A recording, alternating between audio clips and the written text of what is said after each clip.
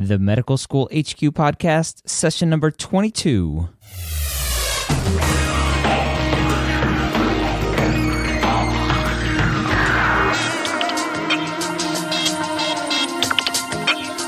Welcome back to the Medical School HQ podcast. I am your host, Ryan Gray, and we are the podcast about medical school, where we take you through the pre-med process, medical school, and even through residency. We're here to take your knowledge of becoming a physician to the next level. Before we get started with today's interview, I want to remind you that we're here not only to talk to you, but also to listen, to hear your comments. We've been hearing some great stuff, and we want to keep hearing it. We want you to interact, and to interact with us, there's 3 things you can do. You can follow us on Twitter at Medical School HQ. You can email us at feedback@medicalschoolhq.net, or you can go to the show notes for today's session, which you can find at medicalschoolhq.net/session 22, and leave a comment there on the post. Just like I did last week, I want to say thank you for a great review that was left in iTunes for us, another 5-star review by Jazzy PHE, or Jazzy Fee. They left us a great review, and we appreciate it. If you haven't left us a review yet, we would appreciate it. The reviews in iTunes help boost our overall visibility in iTunes so that other pre-med students, other med students can find us and hopefully get good value from us. I want to introduce our guest for today, Allison Greco. She is a 4th-year medical student at Jefferson, and she blogs at MD2B, which is MD2BGrecoA3.com. Allison and I talk about her journey to where she is now, from a small high school, how she chose her undergraduate college, and also how that choice affected her building relationships in undergrad, which ultimately led her to getting into Jefferson. We talk about the match process a lot and what it was like to go through the match process, how the residency interviews are, if they're different than the medical school interviews, and basically just some good overall advice that Allison has to share with us. To start the interview, I asked her when she knew she wanted to be a physician. So I wanted to be a doctor pretty much my entire life. My dad's a physician. He is in rural primary care. So I worked in his office. I did all kinds of filing and answering phones and confirming appointments, and got to really know his patients when I was in high school. So that was really fun, and I kind of saw myself going into practice with him one day. So I knew when I was looking at colleges, I wanted to go somewhere that had a great pre-med program. But I didn't want to go too far from home. Like I said, it's from a rural community. My high school class had about 64 kids in it, very small. So I knew I wanted to go to a small undergrad school. I picked the University of Scranton. It was close to home, not too close that, my parents were on top of me. They had a great pre-med program, and I honestly went to visit it and just fell in love. They offered me a pretty good scholarship, which was nice considering I already kind of knew that I wanted to go into medicine, and I knew I'd have all these loans racking up. So that was like the clinch. It clinched the deal, and that's where I decided to go. And I would have never gone anywhere else. I loved it. It was a great experience. Awesome. So I like the fact that you just mentioned that you wanted to go to a school with a great pre-med program. Because when you look on the internet, there seems to be 1,000,001 questions out there comparing, I want to go to Emory or Notre Dame, which one has the better pre-med program? Or School X, School Y, which one has the better pre-med program? And I always argue and make the argument that the best pre-med program is whatever school that you personally can fit in the best with. It's not necessarily the program that makes you great. It's how you fit into a school, whether that's the environment, location, faculty, other students. Explain what you meant by a great pre-med program and what Scranton had as a great pre-med program. So for me, it was the small class sizes. I got to know the pre-med advisor. She knew me by name. She knew who I was. I wasn't just, another applicant. And then my course advisor, just my sort of generic biology advisor, got to know me incredibly well. And we're actually still in contact. I did research with him. And because of all that, I think my letters of recommendation were really good. So I think that's really important. You're not submitting this generic, so-and-so was a great student, very generic. And the things they had to say about me were very personal. And I think that stands out. I was able to get one-on-one advice when I needed it, very tailored to me and my personality. And when it eventually came time that I had, a couple acceptances to med school, I got great advice about this is what you should consider. You should consider where you're going to be happiest. And I think now looking back on everything and, the med school application process and then the residency application process, I think what you said is true of all of them. You're going to excel in a place where you fit in with your peers, you get along with the faculty, and you can really learn well. So I think across the board, it's just great. That's great advice. Yeah. And I think what you pointed out, the small size is key, because I always talk about building relationships with whoever you meet in life. For an advisor, for a letter of recommendation, for whatever, those relationships and that personal touch that you did get is definitely key. So that's good. Let's talk about medical school choices. So you picked a great undergraduate school because of their quote unquote pre-med program. How did you choose the medical school that you wanted to go to? My med school decision was rough. I was kind of in between staying at a smaller school, one of the newer medical schools that have kind of popped up in the last couple of years, or going to Jefferson, which has been around for forever, basically.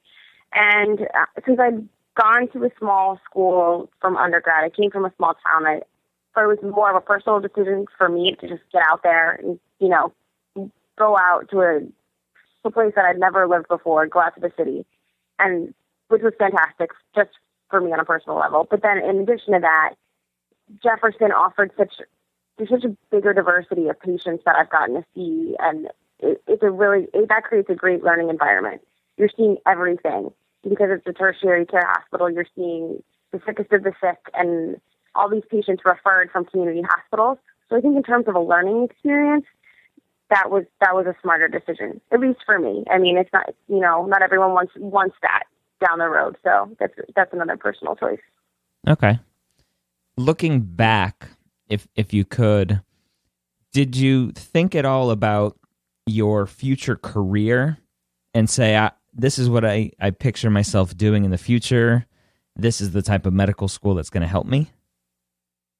Interestingly, since I initially wanted to go into practice with my dad, I thought I was going to do rural primary care. I came into medical school, that was what I was going to do, and Jefferson actually has a physician shortage program.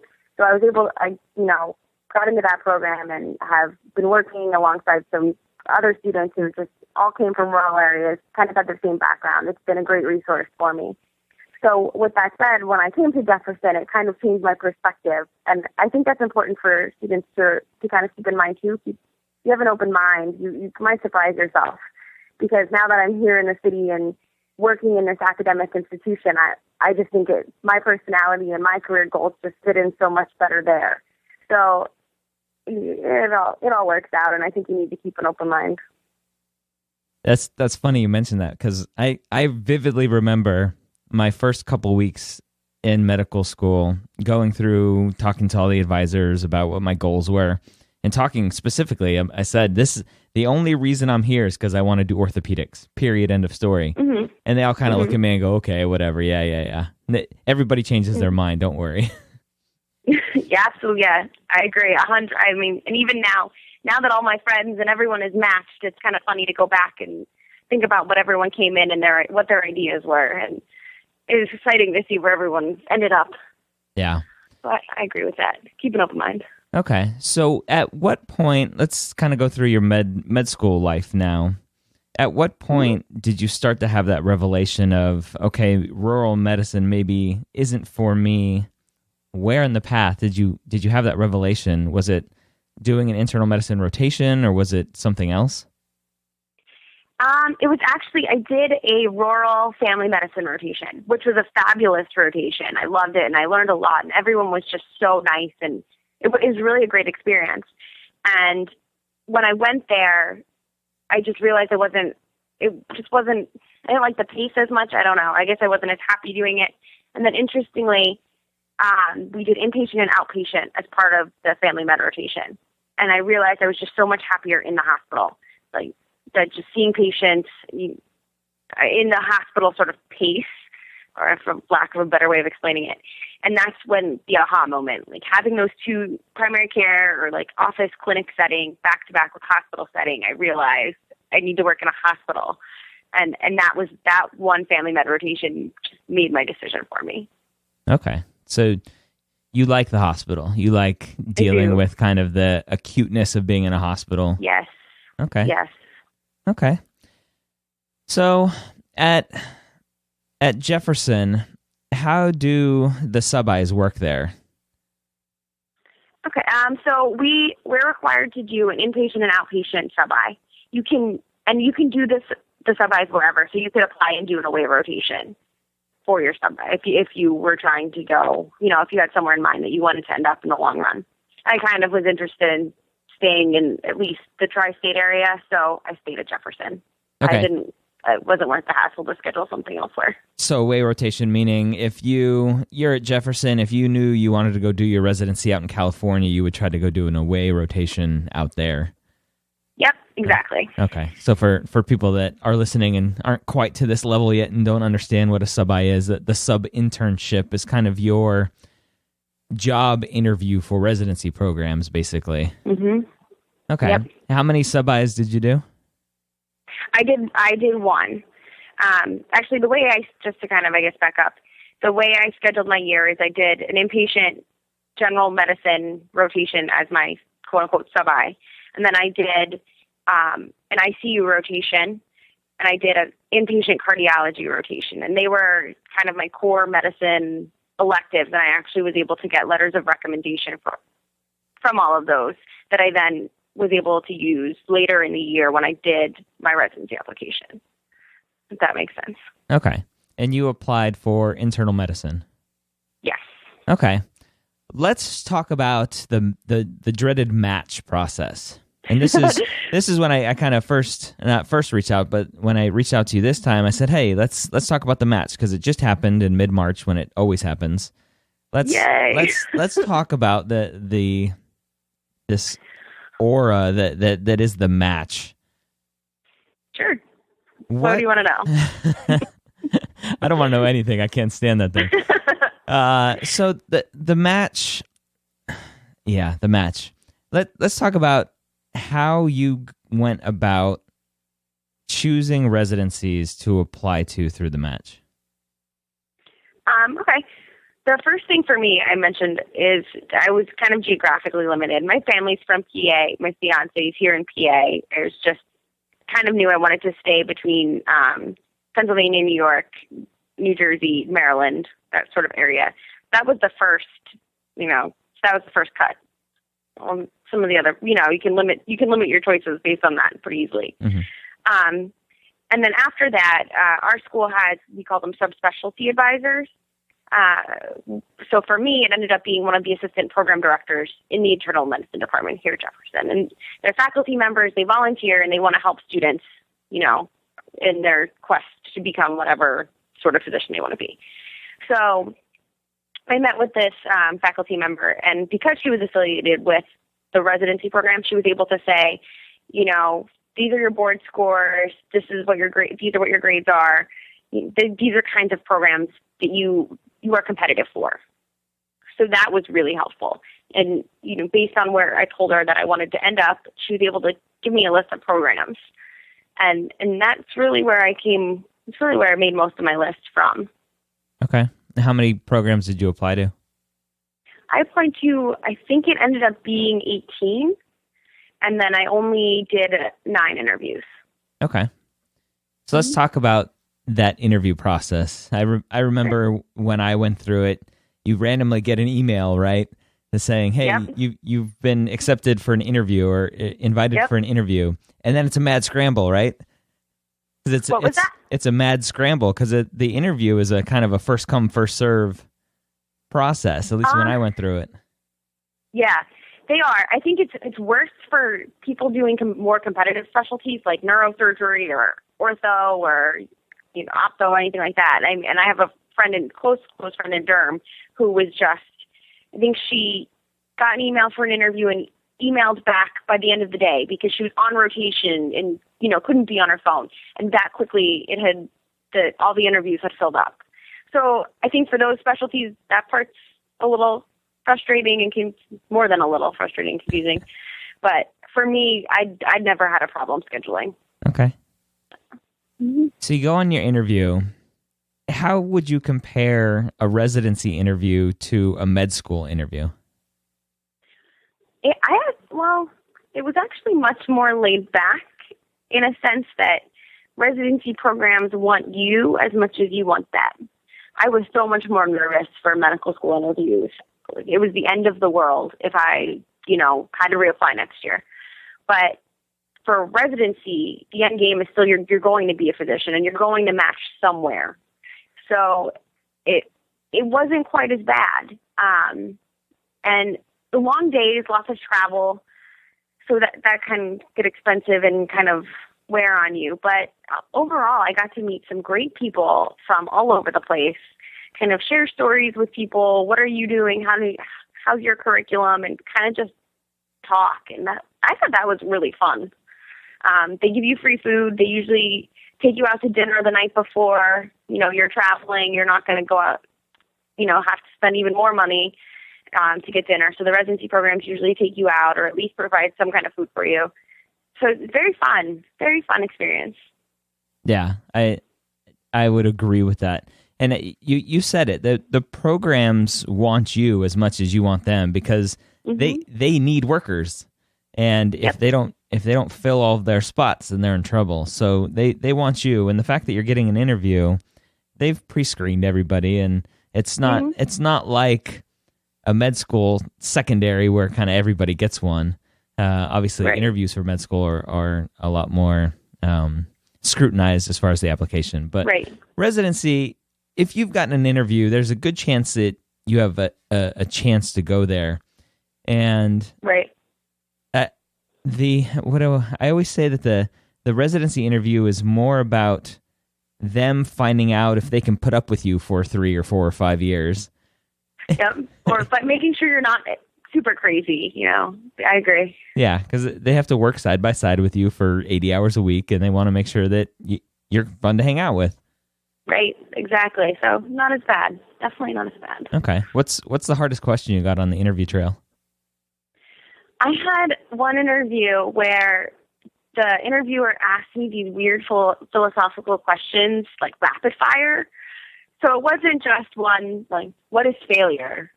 Like, I could handle that. But it was, what is failure? What frustrates you? And how do you define a good day? It was back to back to back, like just very strange questions. And after a while, I was like, oh my God. But I think in the end, it was fine. I was probably harder on myself than anyone else. Yeah. But it definitely, they were the hardest questions. Okay. So you go on 9 interviews. So you have a potential of 9 programs to rank. Mm-hmm. And for those that are listening that don't quite understand the match yet, you go on your interviews and you rank all of the schools that, from 1 to 9 in your case, that or the residency programs 1 to 9 that you want to go to. How did you, again, besides kind of location, how did you rank 1 to 9? Well, for me, fellowship was a big thing. I wanted to go to a program that was reputable, that would set me up well to do fellowship if I chose. And then, in addition to sort of having that goal at the end of the road, I also wanted a program that would help me decide what fellowship I wanted or if I wanted a fellowship. So I knew, for example, Jefferson, it ended up being my number one choice. They have opportunities to rotate not only in general medicine, but you rotate through the cardiology service, you rotate through the hem-onc service. So I knew there were lots of opportunities to see each and every single one of the subspecialties and then to really help me make my decision. So that was important to me. I mentioned diversity before. Diversity of the patient population is extremely important to me. I just think to be a great physician, you really need to see a little bit of everything. So that I wanted to be in a city. I wanted to work at a tertiary care hospital. So that those were sort of my main criteria, I guess, I used to rank my programs. Okay. And finding out those criteria, do you find that out when you go for the interview day and learn about the program? Is that when you learn all about the program? For me, it's about half and half. I mean, I always read before my interviews. I'd go online, look up the program, learn what I could, and then from what I learned online, I would kind of, this question wasn't answered. I don't know what the fellowship match rate was. And then I would come up with questions. And spoiler alert, tip for everyone interviewing in the future is to always ask questions at the end of your interview. So that's what I would do the night before. I would look at the website, come up with my questions, and then I would ask my interviewer. And then usually anything that wasn't answered, really at some point during the interview day, during some informational session or in some pamphlet, everything got answered at some point. Did you have a go-to question that you asked most people? Well, for me, I asked about writing opportunities because that's really important to me. And having a chance to freelance, asking about social media policies at different institutions, that was my one go-to. And I liked it because I don't think anyone else had it. Okay. I don't know. I like to think that. That's interesting. I don't know if I would have thought. I didn't do what you're doing online back then, but I don't know if I would have thought about that. Did somebody recommend you ask that question? No, I thought of it myself. I wanted to, first and foremost, I knew I wanted to keep writing and blogging. I want to do that down the road. And I know that certain schools and programs have, their own policies about it. So I wanted to make sure that I knew about it and kind of knew what I was getting into ahead of time. And with that said, I have some other, I would love to get into just the media and writing for the news and things like that. So this is like I don't know, dream job or something. You want to be like the that. next Dr. Gupta. You put words in my mouth. Of course. Good old Sanjay. But yeah, so I wanted to go. I think those opportunities to really, be yourself. You can't. You still have to have your opportunities to do the other things that you enjoy. So for me, that's it. Writing and all those things. So I wanted to go to a program that would allow me to do that. And if it was just the fact that, oh, sure, you can do your blog, then that's good. And then, for example, Jefferson is very close to the ACP. So writing for the ACP would be fantastic. What is that? Who knows? What was that? The ECP? Is that what you said? The ACP, American College of Physicians. Oh, yeah. Okay. All right. So we'll talk about your blog in 1 second. I want to get to the actual match day for you and kind of the highs and lows of that day. Once you click submit on your rank list, that's kind of the anxiety-provoking moment, and then you have to wait, right, until match day. Right. What was that like? Well, the interesting thing, I don't know if I want to complain. I don't know. The interface online when you click submit, it's kind of interesting because normally you save, if you're submitting something online, whether it be an assignment for school or a blog post or whatever it is, you save it first and then you certify it after. Maybe it's just me, but the system that the NRMP uses, the match organization uses to do this, you just click submit and you can change your list as many times as you want until their deadline. Their deadline was February 20th at 9:00. So I could keep changing it. So I clicked submit, and then I probably went back and checked increasing frequency up until that 9:00 deadline. Just to make sure all your answers were the same? just to make sure. What if I put something wrong? What if I didn't list the categorical and I listed a prelim? And then I was okay. Okay. That's awesome. Okay. And then match day. How did Jefferson do the match day? Thank goodness. Jefferson is everyone goes to this auditorium. You can bring a significant other, usually it's husband, wife, that kind of thing. And then the dean speaks, and then they just distribute your letters. You actually sit with your advisor. So there's lots of, I guess I'm looking for like stations. So there's like 10 people to an advisor. So you don't have to wait in these extremely long lines to get a letter. The advisors distribute your letter right at noon, and then you can open the letter there, or you could take it and, open it by yourself in your apartment. So it really was whatever you wanted to do, which was fabulous. That's nice. I always cringe when I see videos online of schools that one by one bring you up on stage and you open your envelope and read it out loud. Oh my God, I would have been petrified. I don't know what I would have done. I feel bad for somebody that doesn't get what they truly want. And a word of wisdom for people out there: don't rank a program that if you open that envelope, you're going to be mad. Right. So, but even then, one of my good friends, he just breaks out hysterically crying, and we were all like really worried. We're like, what happened? And it ended up she was just so happy. I'm like, I couldn't imagine having that reaction and then being on stage. And Jefferson has one of the biggest classes in the country. There's 260 of us. Wow. So having to do that in front of 260 people, oh my God, terrifying. Wow. Let's talk about your online presence, which is how I first came to find you. I don't know how I stumbled across your blog to begin with, but why did you start your blog?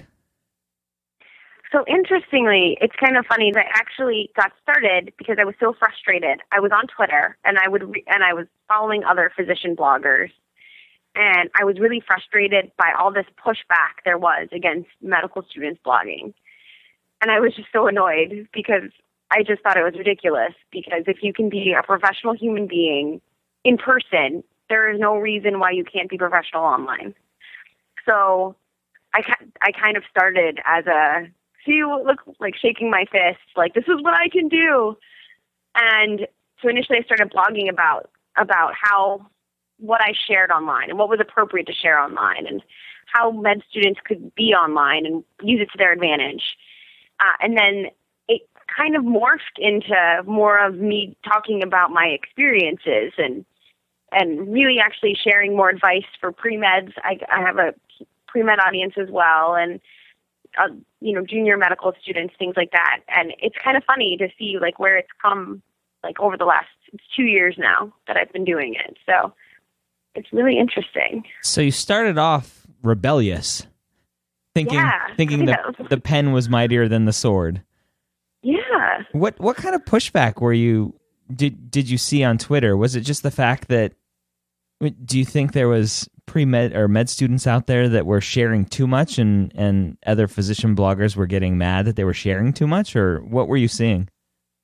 Well, in general, I mean, I think one of the last straws for me was I went to this professionalism lecture in person, not online, and the person speaking just really emphasized about how medical students shouldn't be doing it. If you want to apply to residency, delete your Facebook, delete your Twitter, delete XYZ, because you need to delete it before you even think about applying, because everything is permanent once it's out there. And at the time, I was like, I've studied communications. I'm a writer. Why should I take this down? I just don't understand. And I was kind of offended. So that was the kind of greatest pushback I got. I've had other people say things to me in person like, "Oh, you blog. It's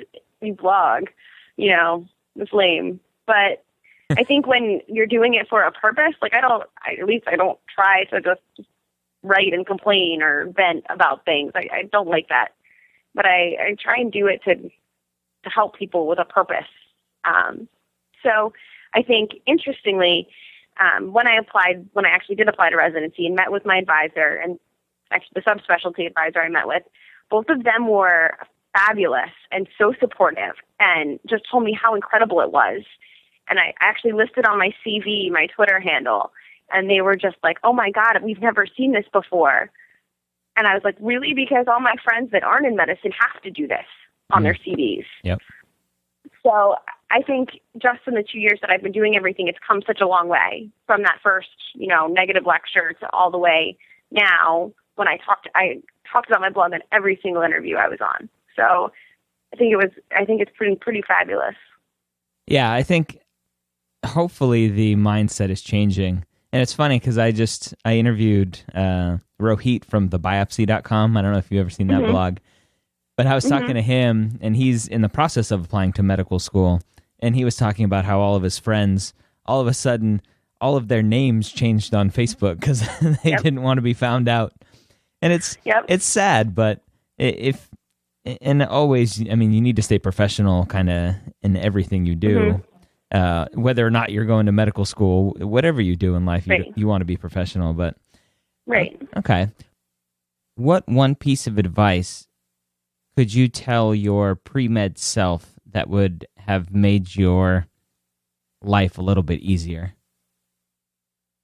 I think the one thing I wish I knew was actually the most stressful time was actually applying to medical school. And I was petrified that I would not get into medical school right away. And when I got to medical school, I came right out of college, and I was one of the youngest in my class. And everyone comes to medical school with such diverse backgrounds, people, it was just such a stupid thing of me to think. I don't know. I really wish back then I would have known, this is not the end of the world. Like, there are so many other things out there that you can do. And if you really want to be a doctor, you will in time. Everything happens, in its own way. So I think that's the one thing I personally would have liked to know beforehand. All right. That was some awesome stuff. Again, you can find links to everything we talked about at medicalschoolhq.net/session22. Those are the show notes. You can find Allison's blog at MD2B grecoa3.com. And you can find her on Twitter at grecoa3. If you have any questions for Allison or myself about anything we talked about today, go to the show notes, again, medicalschoolhq.net/session22, and leave us a comment. I'll make sure Allison's checking the comments over there to answer any questions you may have. As always, I hope the information provided today will help better guide you on your path to becoming a physician. Make sure to join us next time here at the Medical School Headquarters.